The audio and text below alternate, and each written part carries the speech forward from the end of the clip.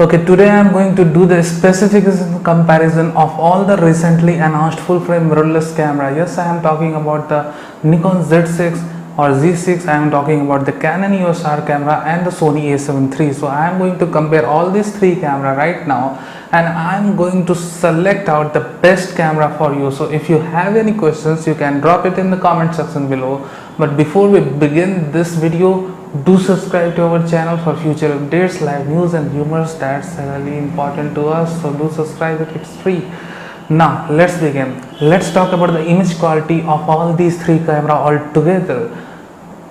Jump into the core specs of the camera, and we have found that the Canon is using old CMOS tech, and that's really disappointing thing that Canon is using the same 5D Mark IV sensor in the EOS R camera. Although the sensor is very reliable, it is being used by lots of photographers out there, so we can't comment about the reliability of that particular thing. But again, we are getting an old sensor tech, so the performance of the camera is not up to the mark, is not up to the competition. Because if you're going to look at the Sony A7 III camera, or if you're going to look at the Nikon Z6, both giving you BSI CMOS sensor. A BSI CMOS sensor is of course far better than the old CMOS sensor.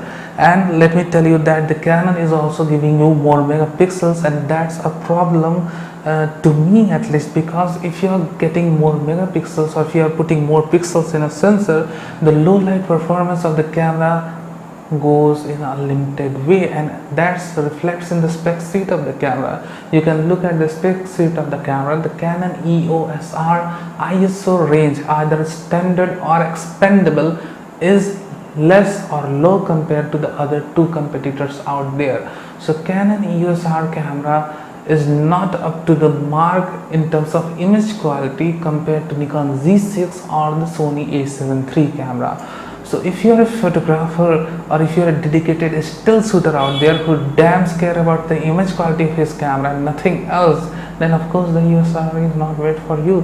Now the good thing about the camera, it's still about to confirm that is true or false, that the Canon EOS R camera doesn't carry any optical low pass filter inside it, and that's really a good thing to know, that you are getting a crisp and clear images from a Canon camera. Now most of the Canon camera do carry optical low pass filter inside it, but at the same time the A7 III do have an optical low pass filter. Even the Z6 have an optical low pass filter.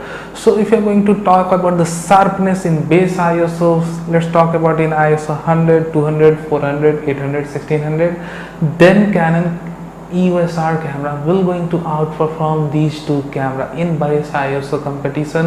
Or if you have a studio setup or controlled light environment, then go with the Canon EOS R camera, since you are getting no optical low pass filter, more megapixel, and that clearly indicates you will be getting more details out of the camera in controlled light environment. But if you are out there in the wild, or if you are not in the controlled light situation, then this camera is maybe not made for you.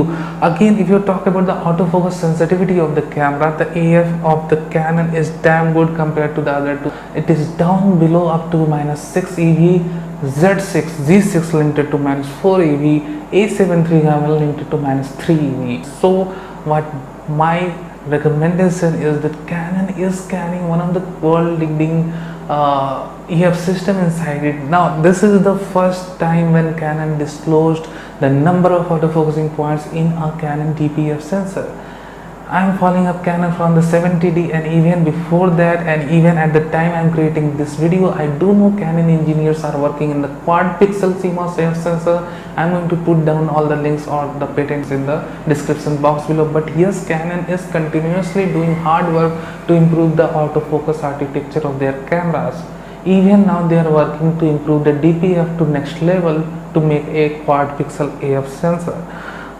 Let's forget all these things, but right now if you are comparing all these three cameras out there, the Canon is leading right now. Canon with the most number of autofocusing points, 5655, is of course a hardcore competitor. Of course, it is one of the best option out there if you are looking for low light autofocus sensitivity or the autofocus coverage or the autofocus speed of the camera. Canon is best out there. Now let's talk about the eye auto tracking or eye autofocus feature that Sony A7 III is popular of. Now Canon do introduced eye tracking AF in their EOS R camera, but it's limited in its form. The eye auto tracking feature is not available in video mode, and although in the still mode it is not up to the mark. If you have used the A7 III camera eye AF tracking or A9 IF tracking feature, then it is very good and very effective, but the EOS R camera eye AF tracking is not up to the mark compared to the Sony's. But yeah, it is there. An option is available for photographers, those who want to track their subject eyes. In this, the AF is now over. We have already talked that the Canon do carry most number of autofocusing points out there. The autofocus sensitivity of Canon is best in its class. There is an eye tracking IAF feature and all that, but it is in some limited way. So autofocusing, if you talk about the autofocusing out of all these three cameras, Canon is leading. Canon is the best. Now let's talk about the other features. No built-in image stabilization. See, Canon, you have taken a lot time from us to build a mirrorless full frame camera. All of us, those who are waiting for a Canon mirrorless camera, are highly disappointed to see that Canon failed to implement a built-in image stabilization system in their camera, and that's really a disappointing thing to look at. No built-in image stabilization system present in the Canon EOS R camera. If you talk about the Nikon Z6, they have the 5-axis IS. Again, the Sony A7 III dual-axis IS. No confirmation about the dual-axis IS inside the Z6 camera, but yeah, Sony A7 III do have dual-axis IS.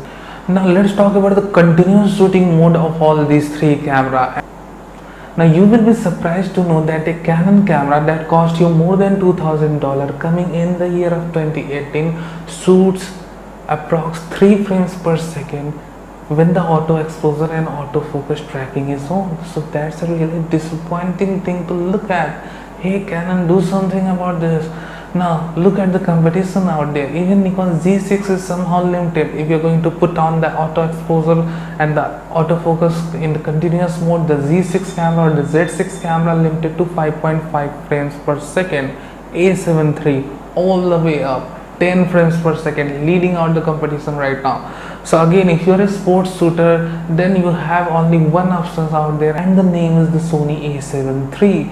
So if you talk about the continuous autofocus speed of all these three cameras, the EOS R definitely not made for you. If you're a sports shooter, don't even look at the EOS R camera. 3 frames per second is a speed that no one wants in their camera. Now let's talk about the video mode of all these three cameras. The Canon EOS R camera, the A7 III camera or the Nikon Z6, all these are limited to 4K at 30 frames per second. Now the 10-bit 4:2 video mode is only available in EOS R camera and the Nikon Z6. You have to use a HDMI cable for that. It cannot be recorded internally. The Sony A7 III camera is limited to 8-bit 4:2 output, but it can be recorded internally without any issues. Now let's talk about the log profiles we are getting. We are getting C log with the EOS R camera, N log with the Nikon camera, and S log, S log2 and hybrid log gamma with the Sony A7 III camera. Sony do not need any external recorder for recording their log profile or the 8-bit 4:2 video. But for Canon and Nikon, if you are recording C log or N log, or you are recording a 10-bit video, you do need an external recorder for that. So of course, in terms of recording video, I will prefer the Sony A7 III camera, not a EOS R camera or a Z6 camera. Now let's talk about the crop factor. The EOS R camera having a 1.74x crop factor in 4K video mode, so you have to be very selective when you are picking up the lenses for EOS R camera, because you have to face that crop factor. No crop factor issues in the Nikon Z6 or A7 III camera. Finally, the best camera for YouTubers out there. So the best camera is of course the Canon EOS R. Why? Because the only camera features vari angle display screen. None of the two, either A7 III or the Z6, have a vari angle display screen. So if you are a YouTuber, you have to buy EOS R camera, you have no other option. At the same time, the Canon cameras are famous autofocus system inside it. So if you're a YouTuber, you need a best in class autofocusing system. At the same time, you do need a camera that have a very angle display screen for creating your content. So out of all these three cameras, the EOS R is the best, and again you have to face a crop factor issue while creating YouTube videos. You have to be selective with the lenses you are getting for creating your content. Now let's talk about the best camera out of all these three, and that's the most important part of the video. Now of course the Sony A7 III camera do carries a lot of specs that a photographer may ever need, and of course the Sony cameras share their mount details with the third party lens makers, and that's why we are getting RHD lens. The Tamron RHD, super affordable and super amazing lens for the Sony A7 III or A7 series. So if you are a photographer and looking for all-in-one perfect solution, then go and buy the A7 III camera, because it is one of the best options out there. If budget isn't an issue and you need a mirrorless camera that gives you the best in class image quality, then of course the Nikon Z6 is made for you, and one more glass and one more lens is coming in the year of 2019, as we all know, the f/0.95 lens. So of course if you are looking for a camera that have best in class image quality, Nikon Z6 is made for you. Go and buy that camera. Now if you are a YouTuber, a content creator, or if you are working in a controlled light environment, or if you need a super fast autofocusing system in your camera, then Canon EOS R camera is made for you. So these were the three cameras. If you have any questions related to them, you can post them in the comment section below. I'm going to see you very soon in one of my next videos. Thank you for watching this, and do give us a like if you like our content.